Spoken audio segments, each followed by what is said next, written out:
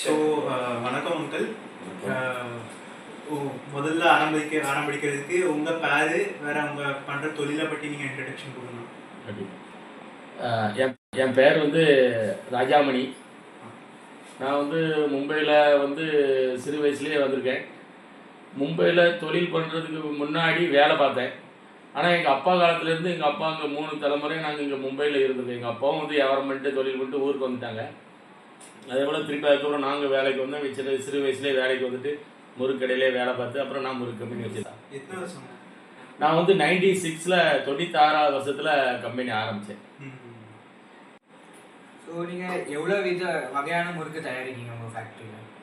நான் இப்போ வந்து 4 வெரைட்டி 4 குவாலிட்டி வெள்ளி முறுக்கு மட்டும் பண்ணுறேன்.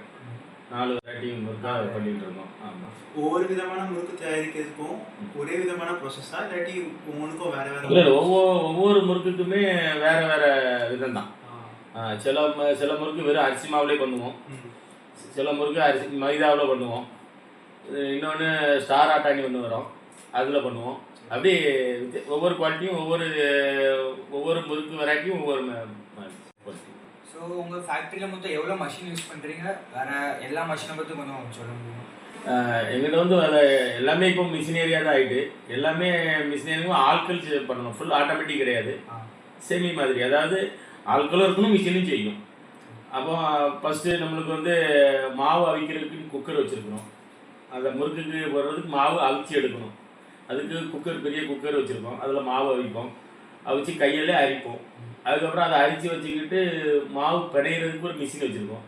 முன்னால் கையை வச்சு பிணையும், அது கஷ்டமாக இருக்கும்ங்கிறனால மாவு பிணையிறதுக்கு மிஷின்.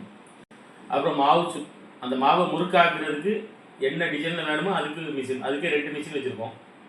வேறு ஒரு குவாலிட்டிக்கு வேறு மிஷின், இன்னொரு குவாலிட்டிக்கு வேறு மிஷின். அப்படி அதில் ஃபுல்லாக முறுக்கு வரும்.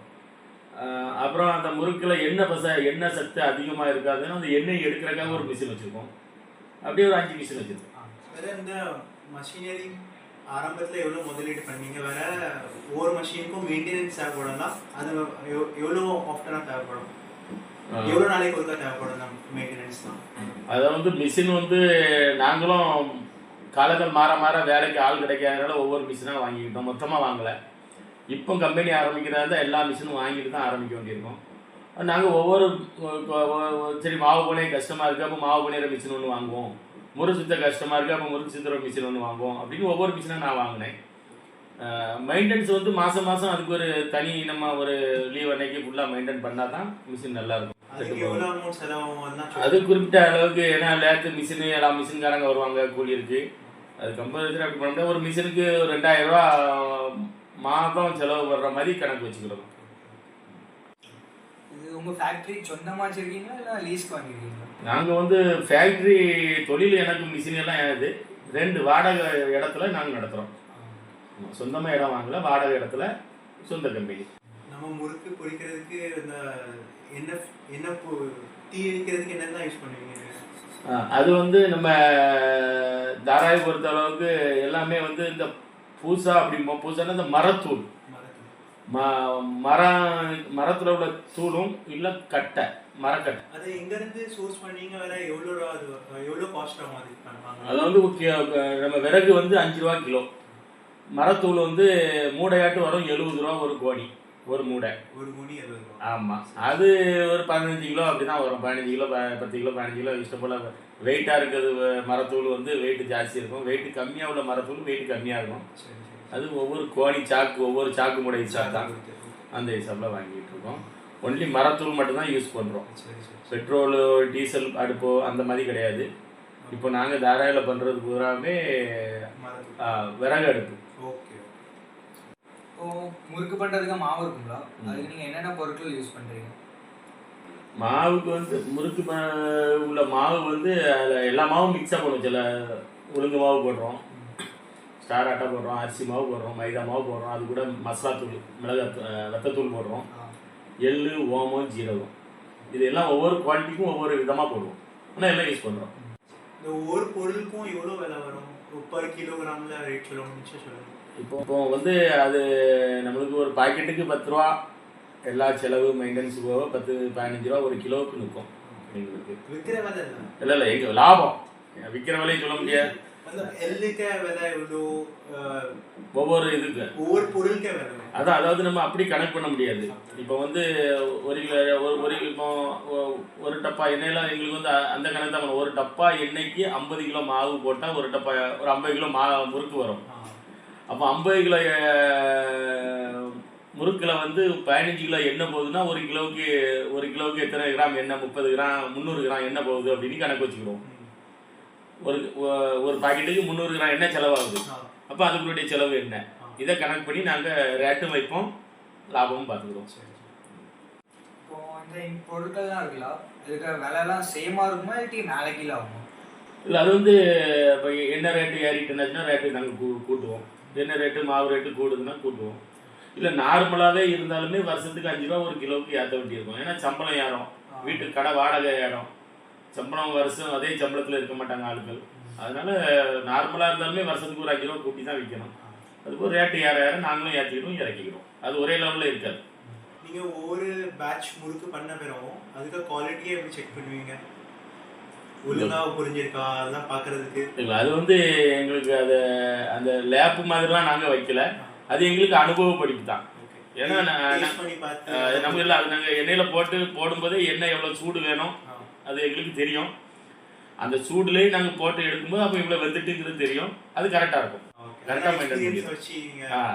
எங்கள் அனுபவத்தை வச்சு எதுவுமே அது பார்க்காம எண்ணெய் எவ்வளோ சூடாயிருக்கு, நிறைய சூடு இருந்தால் நிறையா முறுக்கு உள்ள அடிக்கணும் அப்படிங்கிற மாதிரி ஆயிரும். சூடு கம்மியாகிட்டு அடிச்சாச்சுன்னா அதுக்கு கம்மி அடிச்சிடும். அப்போ தான் அது கரெக்டான பொறிச்சு மேலே வரும். அனுபவத்தை வச்சு இது எல்லா முறுக்குமே ஒரே சைஸில் வர்றதுக்கு நீங்கள் என்ன பண்ணுவீங்க? அது வந்து நாங்கள் வந்து அது ஒரு லைன் வச்சுருப்போம். இத்தனை கிராம் வந்ததுன்னா அந்த கரெக்டாக அந்த இடத்துக்கு கட் பண்ணி எடுத்துரும். இப்போ நீங்கள் சுற்றும்போது பார்த்துருப்பீங்க, அது கரெக்டாக அது வந்து ஒரு டச் வரும்போது நாங்கள் ஆட்டோமேட்டிக்காகவே கட் பண்ணி எடுத்துருவோம். இல்லை இது கொஞ்சம் பெருசாகணும் அப்படின்னா அதுக்கு வேறு கொஞ்சம் ஸ்லோவாக கட் பண்ணுவோம். அந்த மாதிரி அந்த ஒரு லைன் வச்சுருப்போம், அதை வச்சா கரெக்டாக வரும். நம்ம ஃபேக்ட்ரியில் எவ்வளோ கூலி வேலை செய்கிற எம்ப்ளாயிஸ் இருக்காங்க? என்கிட்ட 10 பேருக்கு மேலே வேலை செய்கிறாங்க.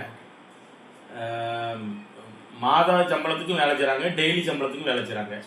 பெண்கள் வந்து இங்கோடி லோக்கலில் இருக்கிற பெண்கள் வந்து டெய்லி சம்பளத்துக்கு வந்து வேலை பார்த்துட்டு போவாங்க. வேறு வட மாநிலம் யூபி, பீகார், சண்டிகர் அங்கே உள்ள ஆட்கள் வந்து தங்கி நம்மளே ரூம் கொடுத்து தங்கி வேலை செய்வாங்க. கொடுக்குற சேலரி நீங்கள் தெரிவிக்கிறதுக்கு கம்ஃபர்டபுள்? ஒன்றும் பிரச்சனை இல்லை, பண்ணலாம். நாங்கள் ஸ்டார்டிங் சம்பளமே 12 புதுசாக யாராவது பசங்க வந்தாங்கன்னா 12,000 ஸ்டார்ட் ஆயிரும். அப்புறம் ஒவ்வொரு வேலையாளை பொறுத்து மாஸ்டரு, முறுக்கு அடிக்கிற மாஸ்டரு, வேலை பொறுத்து பழைய ஆட்கள் அப்படி வந்து 25,000 வரைக்கும் சம்பளம் கொடுக்குறோம். இருக்கிற இடம் நாங்களே கொடுத்துருவோம், சாப்பாடு நாங்களே கொடுத்துருவோம். அதுபோக வாரத்தில் ஒரு நாள் லீவ் அன்னைக்கு செலவுக்கு பைசா தனியாக கொடுத்துருவோம். அதெல்லாம் கணக்கு கிடையாது. ஸோ நீங்கள் உங்கள் பேக்கேஜ் பண்ணீங்களா, அது நீங்கள் கையால் பண்ணீங்களா இல்லை அதுக்குன்னு தனியாக மஷின்ஸ் வச்சுருக்கீங்களா? இல்லை, அது வந்து வெயிட் போட்டு அந்த சீலிங் மிஷின் வருது, அதை நாங்கள் கையிட்டு சீலிங் பண்ணுவோம். ஆட்டோமேட்டிக் கிடையாது, கையிட்டு சீலிங் பண்ணுவோம். பேக்கெட்டில் நீங்கள் போட்ட பிறகு அந்த குவாலிட்டி எல்லாமே அப்படியே இருக்கணும், ஷெல்ஃபில் வைப்பாங்களா? அப்போ அதை கரெக்டாக அந்த குவாலிட்டி ரொம்ப நாளைக்கு இருக்கிறதுக்கு என்ன பண்ணுவீங்க? இல்லை, அதாவது நாங்கள் யூஸ் பண்ணுற எண்ணெய் வந்து பாம் ஆயில், அது கெட்டு போகாது. எங்களுக்கு வந்து நாங்கள் பாக்கெட்லேயே போட்டிருப்போம் 45 நாள் கெடாதுன்னுட்டு. ஏன்னா 45 நாள் வரைக்கும் அந்த பாம் ஆயில் வந்து வாட வராது. நீங்கள் காற்று போகாமல் பேக்கெட்டில் வச்சுட்டிங்கன்னா, டப்பாவில் வச்சுட்டிங்கன்னா அது அப்படியே அதே மறுபொறுப்பு தன்மை அப்படியே இருக்கும். ஆனால் நாங்கள் பேக்கெட்லேயே 45 நாளைக்கு வரைக்கும் நம்ம சாப்பிடலாம் அப்படின்னு தான் போட்டிருப்போம். ஸோ ஏர் டைட்டாக வைக்கணும். வேறு ஷெல்ஃப் லைஃப் வந்து 45 நாள். ஆமாம், சரி 45 நாளைக்கு கெட்டு போகும். நல்லா ஒரு நாளைக்கு நீங்கள் ஆவரேஜாக எவ்வளோ முறுக்கு தயாரிப்பீங்க? நாங்கள் ஆவரேஜாக பார்க்க போனால் ஒரு 400-500 கிலோ முறுக்கு. ஒரு நாளைக்கு 500 கிலோ. Per day 500 kilo. சராசரி ப்ரொடக்ஷன் ப்ராசஸ் பண்ணும்போது நம்ம வேஸ்டேஜை குறைக்கிறதுக்கு என்ன பண்ணுவீங்க? வேஸ்டேஜ் குறைக்க முடியாது. எவ்வளோக்குள்ளே வருதோ அவ்வளோக்குள்ளே அதுக்கு சில கொஞ்சம் வேஸ்டேஜ் ஆக தான் செய்யும். மாவு அரிக்கும் போது அதில் கொஞ்சம் வேஸ்டேஜ் வரும். அதெல்லாம் ஒன்றும் பண்ண முடியாது, அது வேஸ்ட்டாகவே போயிடும். நீங்கள் சொன்னீங்களா ஒரு மஷின் இருக்கு எண்ணெயை சேகரிக்கிறதுக்கு, அது ஆமாம், அதெல்லாம் வந்து அந்த மிஷின்லாம் வந்து அந்த ஏன்னா நம்ம முறுக்கு வந்து முன்னால் பார்த்தீங்கன்னா முறுக்குலாம் எண்ணெயாக இருக்கும்.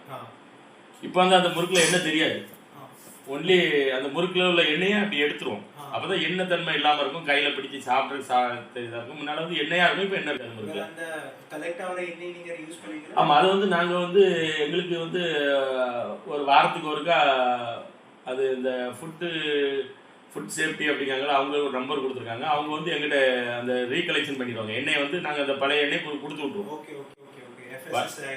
FSSAI ரூபா ஒரு நம்பர் கொடுத்துருக்காங்க. அவங்க கான்டாக்ட் பண்ணி வாரத்துக்கு ஒருக்கா வீக்லி ஒரு டைம் வந்து அந்த பழைய எண்ணெயை ரிட்டர்ன் எடுத்துருவாங்க. ஓகே ஓகே அவங்க அந்த எண்ணெய் சோப்பு அப்படி பண்ணுறதுக்கு போகுது அப்படிங்கிறாங்க. ஓகே.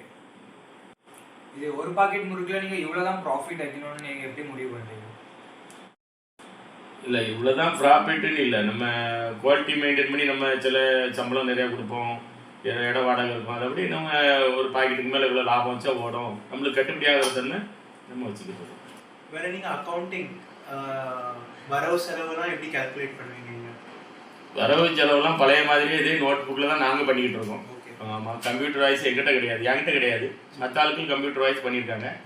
இப்போ எங்களுக்கு நான் கம்பெனியில் இல்லைனாலுமே தெரியும், எங்களுக்கு ஒரு கணிப்பு. நாங்களாம் வந்து பழைய ஆட்கள் அப்படிங்கிறனால இன்னைக்கு 5 டப்பா என்ன போயிருக்கா, 10 டப்பா என்ன போயிருக்கா, அப்போ இவ்வளோ மால் வந்திருக்கணும், இவ்வளோ மால் காலியாக இருக்கணும் அப்படிங்கிற எங்களுக்கு வெளியே இருந்தே தெரிஞ்சிடும். அப்போ இன்னைக்கு 10 டப்பா என்ன காலியாக இருக்கா, அப்போ இத்தனை மூட மாவு காலியாக இருக்கும், அப்போ இத்தனை கிலோ சரக்கு வந்திருக்கணும் அப்படின்னு நாங்கள் அதை பார்த்துக்கிடுவோம். எல்லாம் அனுபவம் தான். ஆமாம். சரி, ஓகே. இந்த இன்டர்வியூக்காக ரொம்ப நன்றி. சிறப்பு. என்னை நேர்காணலுக்கு ரொம்ப மகிழ்ச்சி. நன்றி.